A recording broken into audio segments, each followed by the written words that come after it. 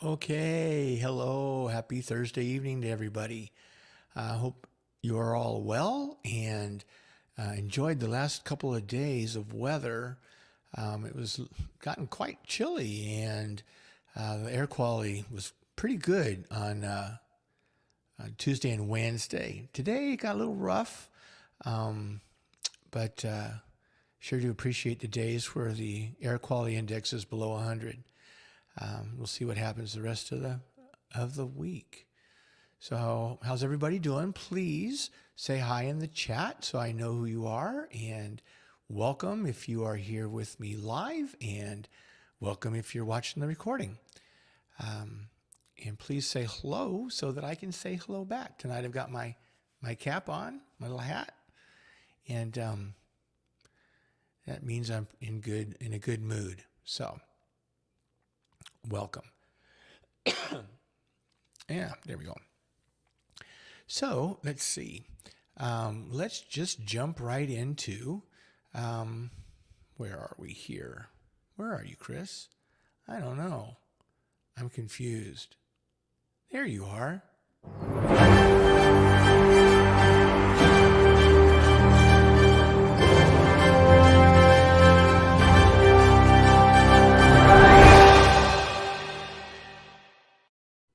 Okay, update time. Update. So I mailed in my recall ballot.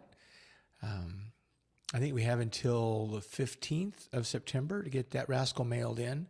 And from what I'm hearing is that once they've received your ballot, you'll receive a notice.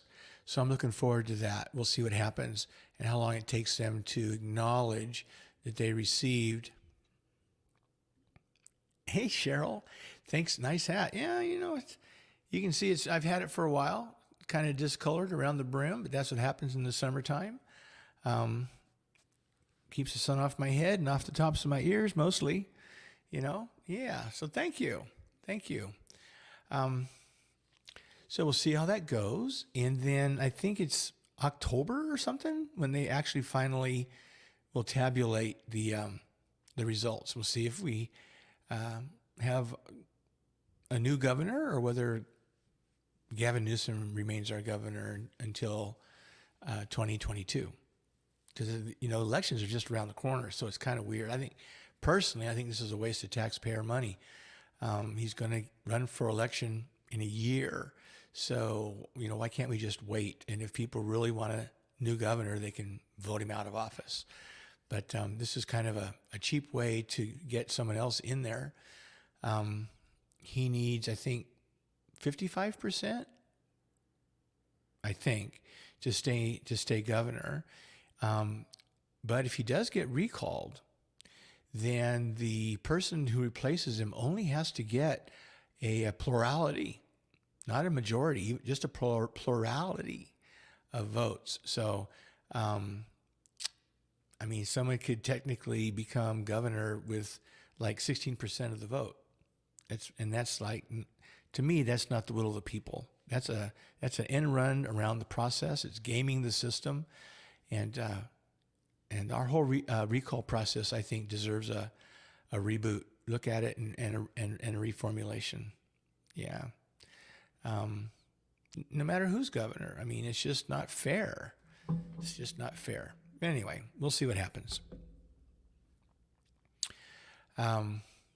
So that's my update, really. Not much else is going on. Oh, yeah, there is something else going on. So last Sunday, the Cathedral Choir came together for the first time in a major way since March of 2020. And we are going to have our first bona fide rehearsal next Wednesday. And it'll be our first one since March of 2020. So I'm excited about that. And then we'll be singing every Sunday following. So, yeah, I'm just jazzed. It's been a long, long, long time. Something that I personally enjoy doing and have missed greatly. So that's cool. But then it also means I need to get my voice back into shape. So we'll see how that transpires. Anyway, kind of cool stuff. Tonight, let's see, we still have another little segment that I like to do just to talk about what's going on with COVID-19, something I call a COVID minute. I really love the colors of this graphic. I don't know who did that, but it's just really pretty. I typed the words, but it's just a pretty graphic. It's too bad that the virus itself is so terrible, but it's just the way it goes. So what I want to look at first is kind of where our county is, just in general. So let's pull up our county here real quick. This is Capital Public Radio's website. They have lots of great information, and they do pretty good updates. So here's what we've got right now in Sacramento County. The dark blue line is the number of hospitalized patients. And as we can see, we're right here at 449. At the peak back in December, we were at 518. So we're creeping up on that. Let's see, what was the number again? 449. When were we last at 449? We were at last at 449 right around the middle of January. So we're not where we really want to be here.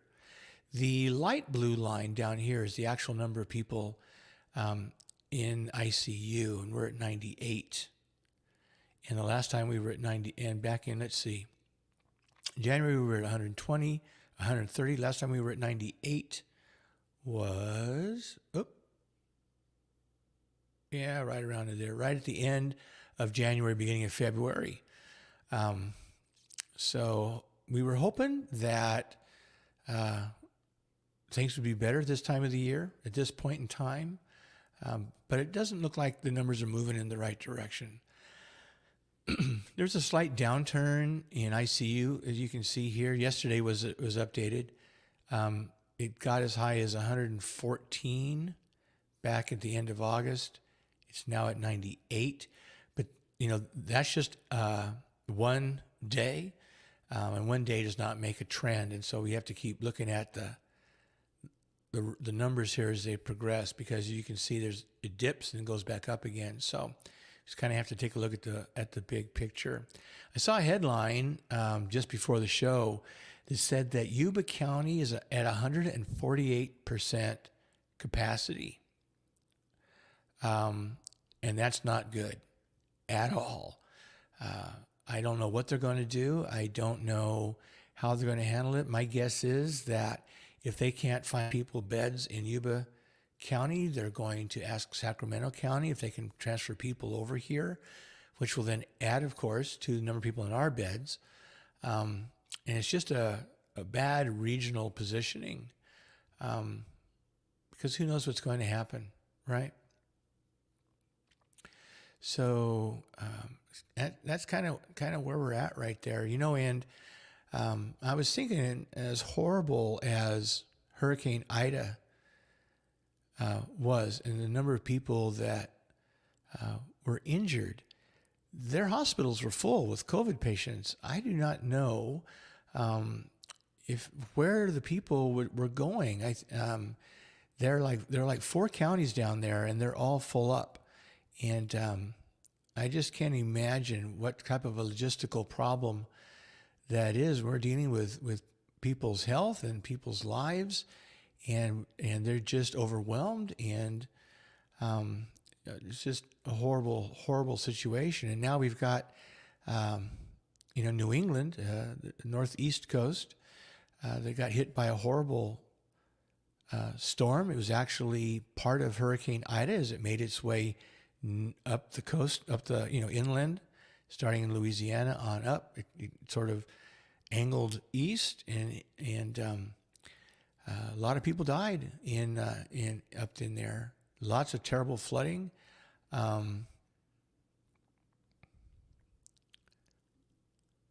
Oh, hey Gary, you finally made it. My friend Gary has been listening to the recordings, and finally he's made it here live, but now he's getting a phone call from his daughter. So yeah, do what you can, Gary, and I'm sure glad you made that attempt to be with us this evening. That's awesome. So on top of the pandemic, we have these natural disasters that are extreme weather events that are caused by human activity. So in all ways, shapes, and forms, we are our own worst enemy right now.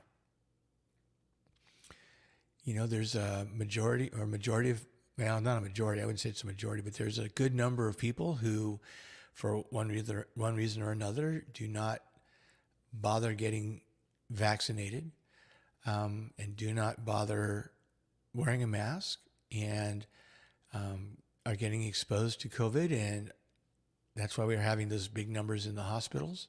And on top of that, we have these extreme weather events that are caused by the pollution that we are creating. And so in many ways, we are our own worst enemy right now. And I don't see much changing in the near future. I hope it does. That's my hope, but I don't see it. So we'll see. One good thing that I picked up on that I wanted to share tonight was something that was on NPR. NPR is the mother station for Capital Public Radio. So they do a pretty good job, I think, of the news. But this is a cute little cartoon graphic talking about how long does our immunity actually last. So this was kind of interesting. How the mRNA COVID-19 vaccine protects you. Now this would be the Pfizer or Moderna vaccine. And it says, you got the first graphic, you got all these guys with antibodies, right? With bows and arrows. Let me make this bigger here. There we go. I like that. Let me get that off of there. Let me take this little guy off of here because we don't need him anymore. There we go. That's better. Great. Okay. So back to our graphic. And so you got these antibodies with bows and arrows. First, your body makes a bunch of antibodies to fight off the virus. Let's call them archers. I'm playing a role-playing video game online with my best friend, and the last time we've playing the same game. We've played it through all the way to the end twice. This is our third time through, and one of our favorite characters is an archer, and the archers are really powerful characters. After about 4 weeks, those archers start to disintegrate. Okay, so you get your dose of the vaccine, and your body makes these antibodies, and of course that's why we sometimes feel ill, because our body's working and fighting against, what it thinks is an invader. But they start to disintegrate after 4 weeks. But never fear. The vaccine taught your body how to make even better archers. It takes about 6 months. So there he is with, sunglasses and a cape, little superhero antibody archer. So let's see, 6 months. So I got my vaccine in, what month was that? Was it May? I think it was May. So it's May, let's see, January, February, March, April, May, June, July, August, September, October, November, unless I got it in March, which I could have. I should go look. Well, in any event, I'm either approaching my 6 months, or I've just crossed my 6 month period. So that's pretty cool. And it's another reason why I don't think I need a booster shot right now. I'm just going to, even if I wanted to, it would be at least November before I could. Was eligible. You have to wait like 8 months, I think. So anyway. Then the last little square says, and these new super archers defend against severe disease for years. The end. So, our vaccination that took place with the Pfizer and Moderna, once it's kicked in, after that 6 month period, it's going to create super antibodies for years. And even with the Delta, is it Delta variant? Is it Delta? No, it's not Delta. It's something else, which I can't remember right at the moment.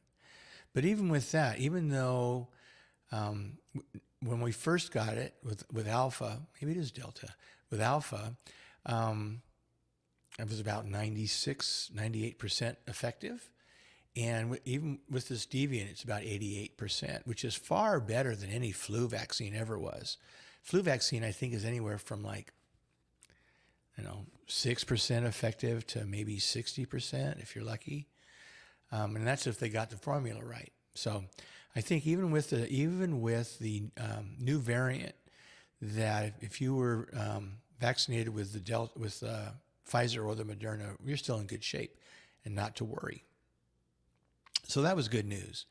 And hopeful. I wear my mask when I'm in public. I'm not silly about it. I'm not overconfident about it. I'm not going to put the vaccine to the test, right? I'm going to trust the science, and I'm going to be safe, and I'm going to be smart, and do what I can to not only protect myself, but protect those that I love and those that are around me. So that's my story, and I'm sticking to it. So there you have it. So how's it going out there? How's everybody else feeling about life and what's happening in our country and in the world? It's been just a tough couple of weeks. Hurricane Ida struck Louisiana on the anniversary of Katrina. It was exactly 16 years to the day. I don't know. I don't think New Orleans is somewhere I want to live. I'll take my chances with earthquakes and forest fires. And that's the other thing, right? The forest fires, it's bad. I've got friends who live and have homes in South Lake Tahoe. Very scary. I don't know anyone personally yet that's lost their housing due to the fire. Then there's people I haven't heard from that live up there. The last I heard was my old Aikido sensei, Matt Flutie, lives up there. And as of, I don't know, earlier today, the fire had not reached their house. So that's good news. That's good news. But we'll see. I mean, it's really bad. I don't know what percent. If anyone knows out there, what is the percentage of containment on that big fire that's up there?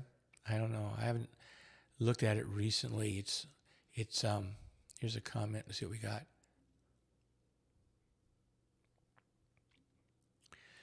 The fires are really a drag. Every time I look at a house, I think about that. Yeah, it's a big drag, you know. Even if you've got insurance that'll cover something like that, you're out of your house. Where are you going to live? You know, you are basically living out of your car. Maybe if a hotel. I haven't heard about FEMA setting up emergency trailers for people. I haven't heard about that, so I don't know what people are doing. I've got a friend who, maybe I mentioned it last week. She works in a Lutheran church camp in Idaho, and that the camp has been turned into a staging area for firefighters, and they've been feeding them and housing them this summer. She's still there. She's still doing that. So it's not just California. I don't know about the rest of the state. It's one of those things where I'm paying attention to, the virus, and I'm kind of paying attention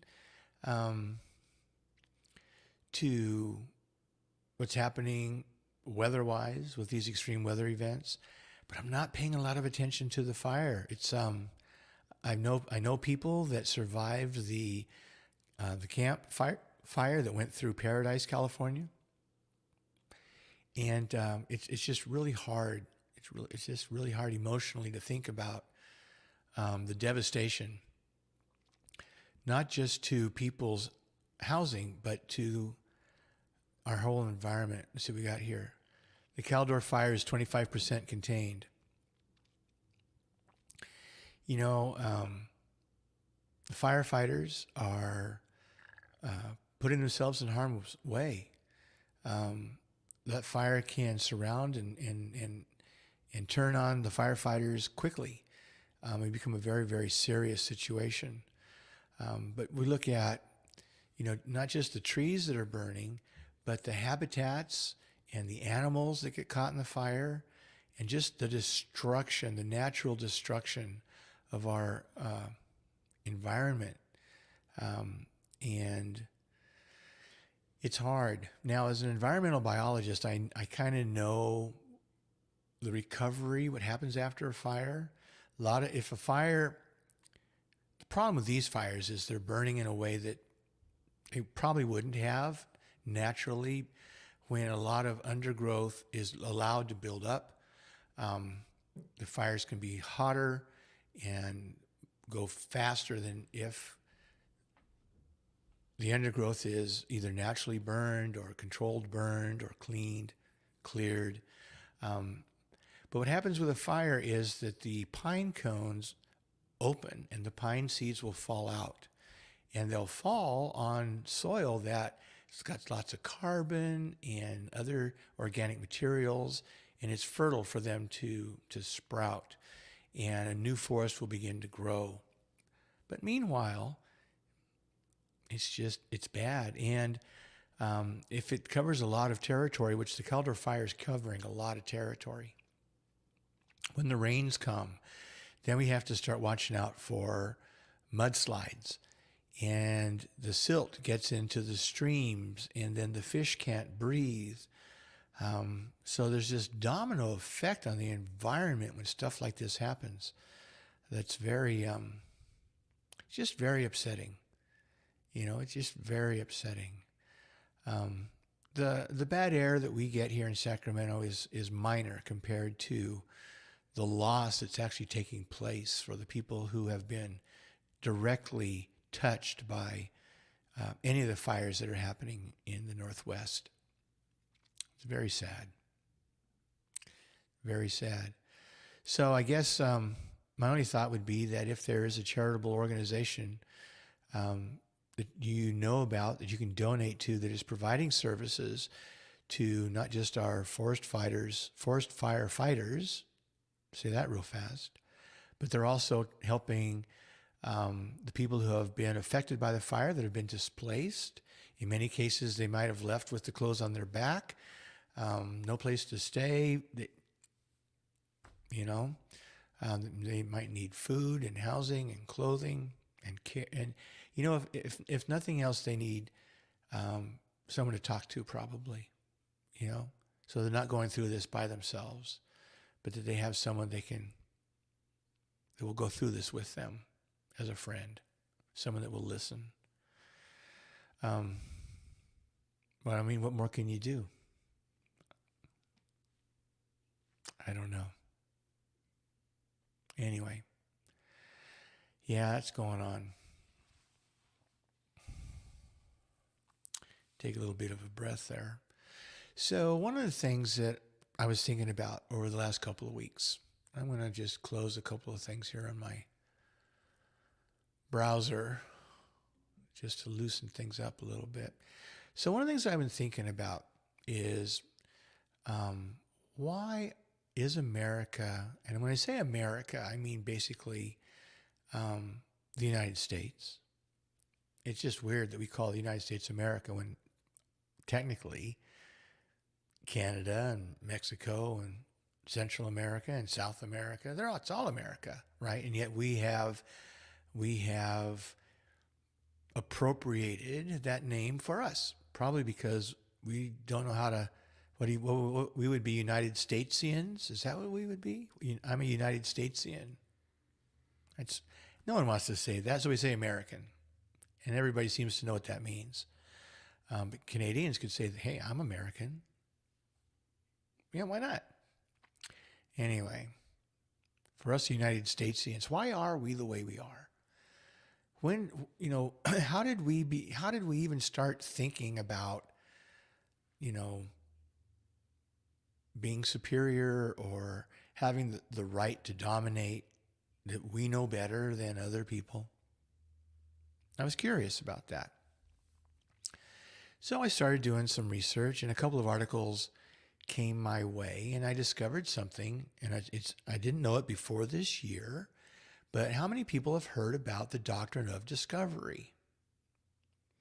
And if you have, just put something in the chat saying yes or no or whatever, and I'm going to guess that if I don't hear anything, that you probably haven't heard of it. The doctrine of discovery. So, the doctrine of discovery. So that's where we're going to start tonight, with the doctrine of discovery. So let's take a look. I found a little web page that talks about the doctrine of discovery. So let's go ahead and go there. Let's walk on over to the doctrine of discovery. There we are. Here we go. The doctrine of discovery. And this is on a website. Where is it? The Gilder Lehrman Institute of American History. Never heard of them. This is just one of many websites that talks about the doctrine of discovery. But I thought this would be a good one. So the doctrine of discovery was issued by Pope Alexander VI on May 4th, 1493. Now, when was the New World discovered by, quote unquote, discovered by Columbus? 1492. In 1492, Columbus sailed the ocean blue. So I guess, yeah, so a year after Columbus landed in the West Indies, was it the Dominican Republic or Haiti that he landed in? I forget exactly. It was an island of some sort. But anyway, Pope Alexander issued a papal bull, which is a document, right? And there's different names for different documents. I'm not sure what a bull is. I mean, I know what a bull is, but, it's got horns and everything, but I don't know what a papal bull is exactly. But anyway, so he issues this thing, and basically what it says is that it gave Spain exclusive right to all the lands discovered by Columbus in the previous year. And it said it established a demarcation line, I'm just reading it here, 100 leagues west of the Azores. And the Azores are some islands that are just on the outside of the Gibraltar Strait, off the coast of Portugal, and Cape Verde Islands, and assigned Spain the exclusive right to acquire territorial possessions and to trade in all lands west of that line. And all others were forbidden to approach the lands west of the line without a special license from the rulers of Spain. And the last sentence in the first paragraph reads, this effectively gave Spain a monopoly on the lands in the New World. So let's just take a little bit of a historical journey here. What was going on in 1493, and what was the position of the church in 1493? So 1493, we have not yet had the Protestant Reformation. That was in the 1500s with Martin Luther, right? So in 1493, you basically had one church in the West, the Catholic Church. And all these countries had monarchs that the church was very involved in, right? The Pope and the monarch. Oftentimes the popes ruled the monarchs, told the monarchs what they could do. It was an interesting little situation back then. Spain had, their empire was going, so they were very strong. They were the dominant country at that point. And so this doctrine of discovery was given to them so that when they landed in the New World, they did not acknowledge the people who were already here as having any ownership, but they had the right of discovery, the doctrine of discovery. Let's pull her back up here and take a look at it again. What does it say here? The bull stated that any land not inhabited by Christians was available to be discovered, quote unquote, claimed and exploited by Christian rulers, and declared that the Catholic faith and the Christian religion be exalted and everywhere increased and spread, that the health of souls be cared for, and that barbarous nations be overthrown and brought to the faith itself. Which, there's a couple of different ways of looking at it. I understand the missionary mentality. I understand wanting to bring the good news of the gospel to people who've never heard it before. I completely understand that, but not in the sense of dominating that people, and that they had the right to exploit the land. And that's no good. This doctrine of discovery became the basis of all European claims in the Americas, as well as the foundation for the United States Western expansion. All right. So I'm going to stop this little website here. And so we get a sense of what's going on here. So governments and churches were like this, right? They're like that. And so the church was basically saying that it's okay for these governments to go to a new land, claim their discovery, plant their flag in the name of King Ferdinand, Queen Isabella, whoever, and it's ours, regardless of who's already there. Because who's already there, they didn't see as human beings, right? They saw them as subhuman. They saw them as something other than, they were barbarians. And we're gonna take a little bit of a look at that.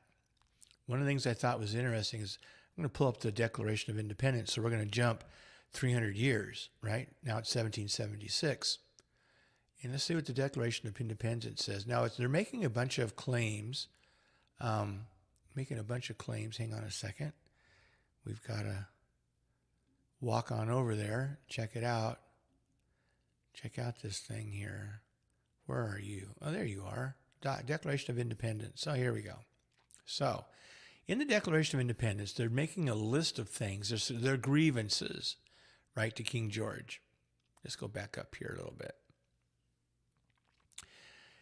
Okay, so it was King George the something or other. I don't know what it was. It doesn't say. I'm looking real quick. But anyway, so it's going, he's refused his assent to laws. He has forbidden his governors to pass laws, et cetera, et cetera. Goes all the way down. Then you come down here, near the very last little thing, okay? He has excited domestic insurrections among us and has endeavored to bring on the inhabitants of our frontiers the merciless Indian savages. This is our Declaration of Independence. This is how they viewed the people who lived here before they did, the indigenous peoples of the New World, as merciless Indian savages. You know, sometimes when I'm listening to people talk about our country's history with racism and slavery, I often will hear that our treatment of the African slaves that we brought over here from Africa is America's original sin. And I don't think it is. I think that what we did to the Native Americans, the indigenous populations here in the States, well, it wasn't the States then, it was the New World. What we did to them is America's original sin. And I truly believe that unless we come to grips with our history there, with them, we're not going to be able to fully embrace our history with anybody, with any of the other minorities that we have had trouble with here in the United States. And by trouble, I mean oppression and discrimination. It starts with the Native Americans, the indigenous peoples of the New World. I really believe that it's where it began, it's where it begins, and we really need to go back to that and use that as the starting point for healing. Gerald Bennett says yes. And it's just no one just talks about it very much. Now I want to spring forward some more. We've got this whole, our country's developing. It started with this doctrine of discovery, which we still continue to use it, believe it or not. It's still in use. A bunch of laws were made based on this doctrine of discovery. By the time we get to 1776, owning slaves, and sometimes it was Native Americans and sometimes it was African Americans, was fairly common. It was common. No one seemed to think twice about it. I mean, you might want to think nicely of people like George Washington and Thomas Jefferson, but they were slave owners.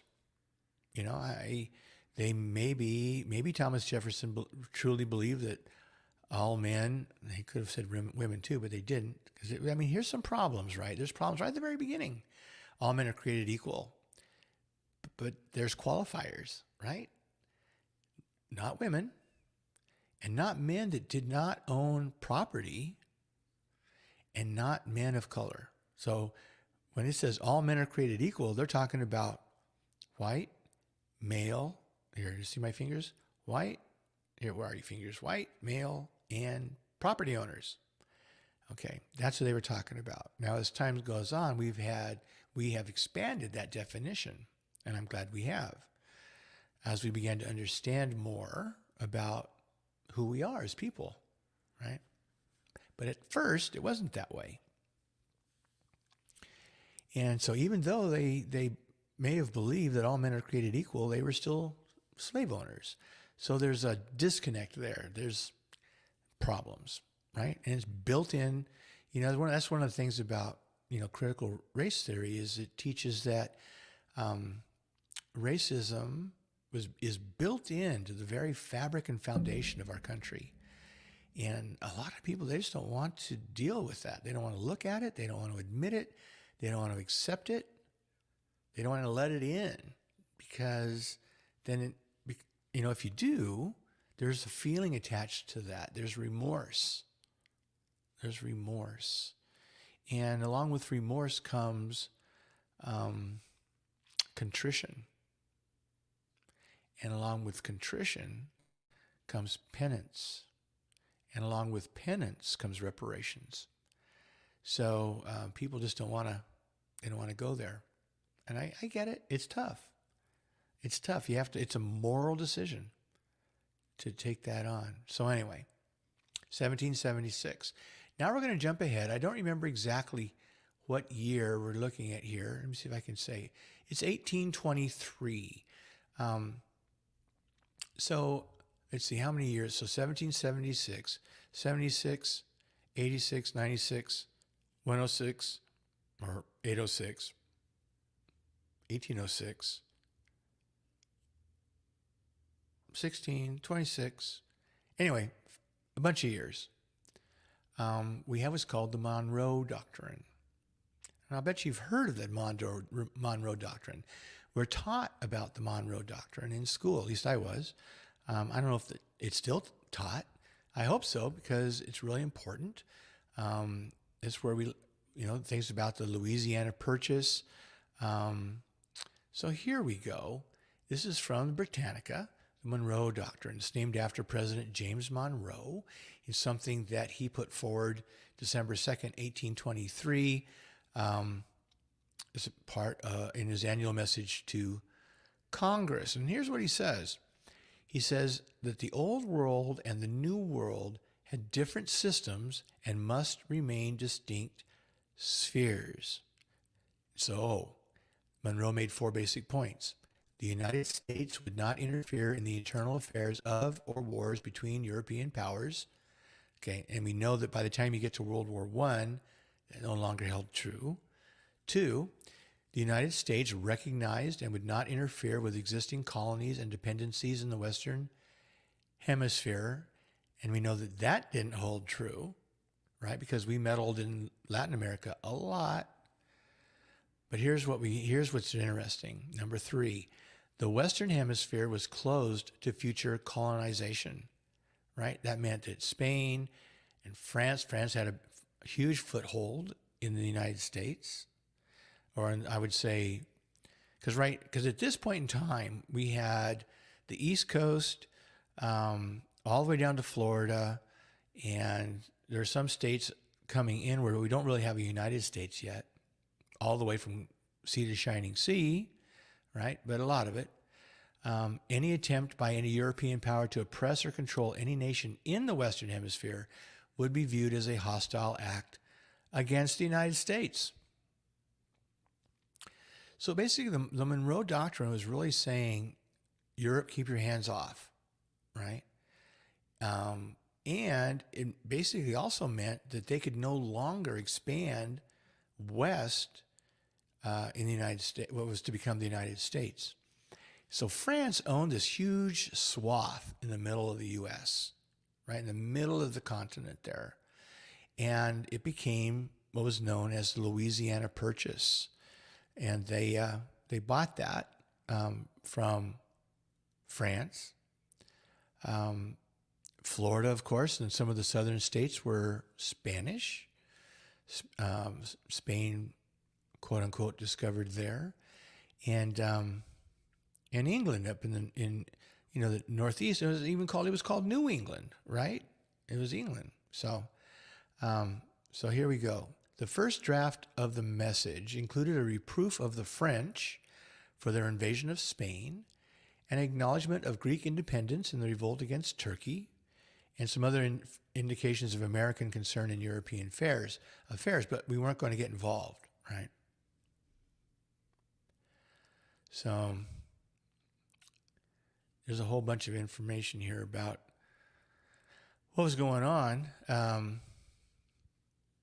Monroe and Adams, two presidents, were well aware of the need for the British fleet to deter potential aggressors in Latin America. We didn't have much of a navy at that point. We needed the British to help us, which would be in a violation of the Monroe Doctrine, but we needed it, so we let it happen.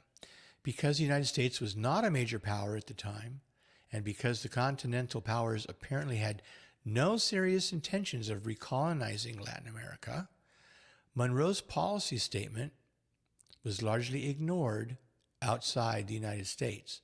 So he makes this doctrine, right, and says all these things, but can't back it up. So no one pays attention to him. So we had a bunch of things that took place here. And there's a statement here, another statement, another term called manifest destiny. And James K. Polk was another president, 1845 to 1848. He was a one-term president. And it says after that, Monroe had said only that the Western Hemisphere was no longer open to European colonialism. Polk now stated that European nations should not interfere with projected territorial expansion by the United States. You know, by the United States. It's funny that these things took place. Here he is. Learn about James Monroe's video about his role in the Louisiana Purchase and his formation of the Monroe Doctrine. But then at the conclusion of the American Civil War, the United States massed troops on the Rio Grande in support of a demand that France withdraw its puppet kingdom from Mexico. And in 1867, it withdrew. And it just spread. We just started spreading. And Teddy Roosevelt added to it, stated that in case of flagrant and chronic wrongdoing by a Latin American country, the United States could intervene in that country's internal affairs. So that's a big change, right? Because originally one of the points was that we would not interfere. That changed over time, and we can. And now they're saying we can't interfere. What we're doing is we're watching the United States start flexing its muscle a little bit, and saying how much it pretty much wanted to just dominate the Western Hemisphere.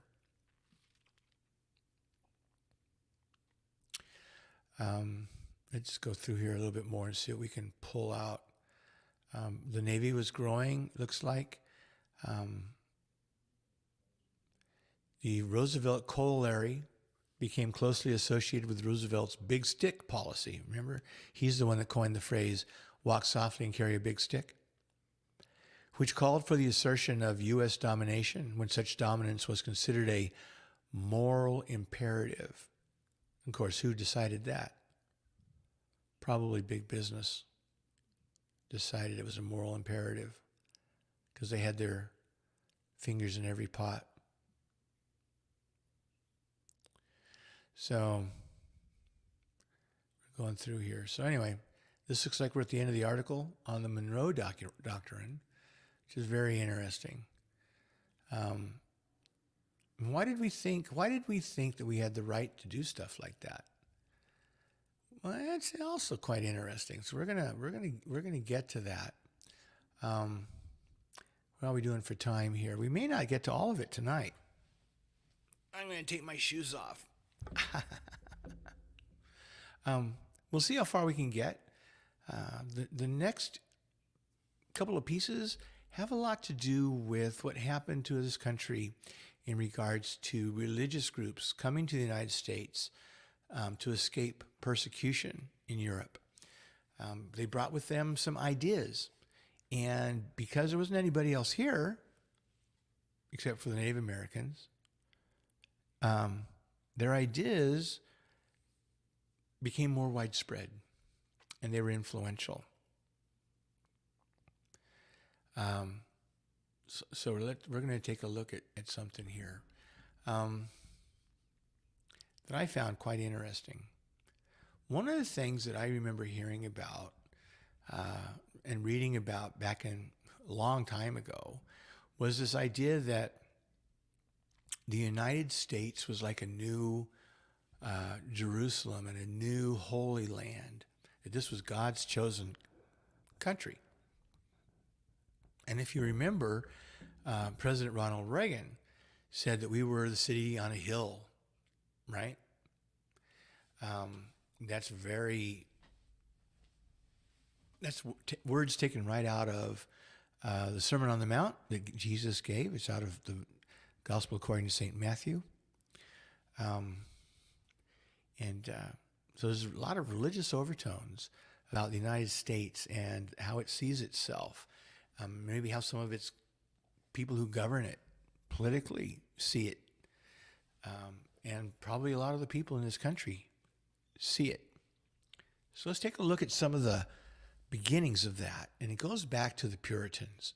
So let's stroll on over to another little website that I've pulled up. You know, what would we do without the internet? I mean, honestly, what would we do? It would take a lot more work, that's for sure. So here we go. This is on Frontline. It's a PBS.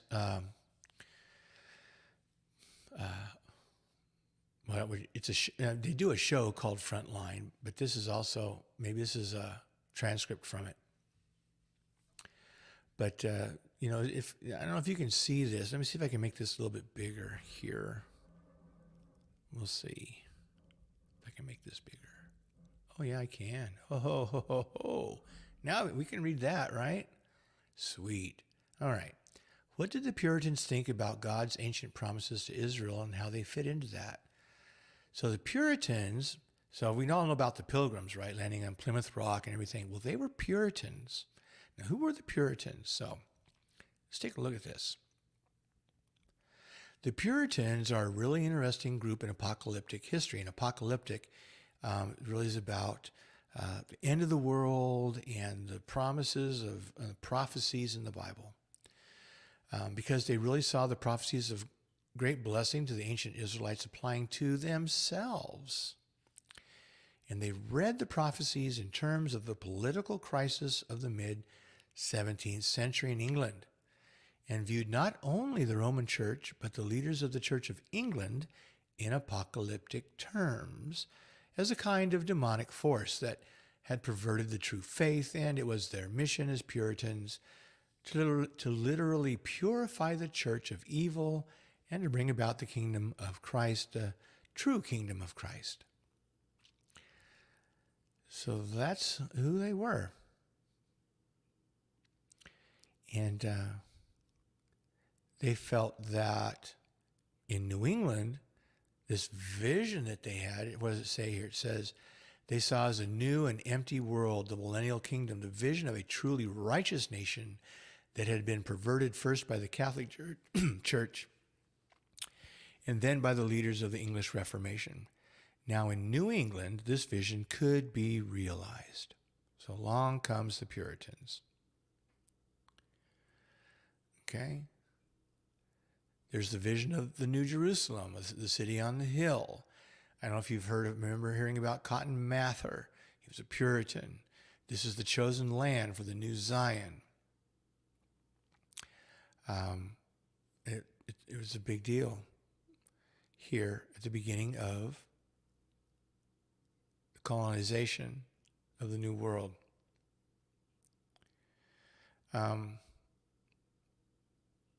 We'll just go through this a little bit here. So this was interesting, I thought. At the time of the Civil War, we see Julia Ward Howe writing the great anthem of the Civil War, which is really an apocalypse. Mine eyes have seen the glory of the coming of the Lord, right? The Lord is coming back. Okay. And at the time of the First World War, we see Woodrow Wilson offering a vision of American democracy, redeeming the world, making the world safe for democracy. And there it is. Ronald Reagan's favorite themes was the city on the hill. He referred to the United States frequently in the context of the Cold War. So the Puritans saw themselves as an oppressed people. They were driven out of England by King James and the Anglicans, who refused to reform the church the way they wanted it to be done. And they sailed across the Atlantic. And I guess their pastor said to them, "The eyes of the world will be upon us. We are as a city upon a hill raised up. You may think we're in the howling wilderness. You may think we're out beyond the farthest beyond. But in fact, God's providence is such that as the latter days begin to unfold, this may indeed, it should be the city, the new Jerusalem that's unfolding before not only our eyes, but the eyes of the world." And so they really saw themselves as living in the latter days. They're living in the time just before the return of Jesus.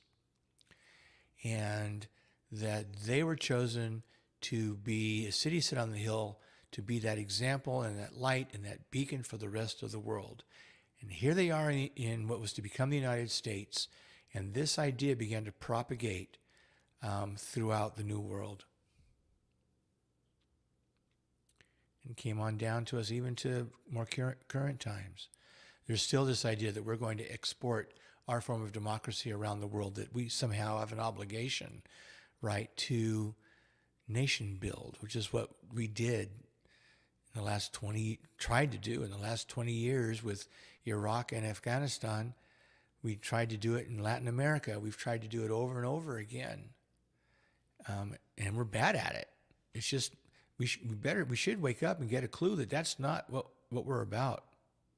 So this was the, part of the foundation. And, I'm just scratching the surface, honestly, about all of this stuff. This could be, a book. This could be a whole series of talks on each one of these topics, going into it and diving into it deeper. But it sort of gives an overview of the mindset as our country began to grow. And I think we've run out of time. I don't want to go any further. It's my clock says it's 7:57, so we're about near the end here. But there's one final topic, and I think I'll pick it up next week, and that's on American exceptionalism and what that's all about and why we feel that way. And I think if you take into context, beginning with the doctrine of discovery, all the way through the Monroe Doctrine and how we felt during the Declaration of Independence and the Puritan ethic. We still have what we call the Puritan work ethic. You've heard of that, right? The Puritan ideas are still very, very much ingrained in our culture and society, and we don't know it. Most people don't know who the Puritans were, and so we don't realize where these ideas came from. But that's where they came from. And it has birthed this whole idea of American exceptionalism, which we're still dealing with, and which really forms people's attitudes and why they do things that they do. It's why we had January 6th, an insurrection, because people felt that exceptionalism and that a certain individual was God's chosen person for our time to lead our country into greatness, right? Same idea, this apocalyptic character. We're at the end times, it's, all that stuff. So next week, we'll take a look at American exceptionalism and all that entails. So at this point, we never got around to doing a call-in. That'll probably happen next week because I know American exceptionalism won't take up the entire hour. At least I don't think it will. It could, but I don't think it will. So if you are curious and you start looking at some of this stuff this next week and you've got some ideas and questions for us to discuss, that would be awesome. So I'll probably do American exceptionalism for the first half or so of the show and then fire up the phone lines. So until then, stay safe, right? Stay healthy. And, I never get this set up in time to make it dramatic. And we're going to try to make it dramatic. So until next time, God bless you all.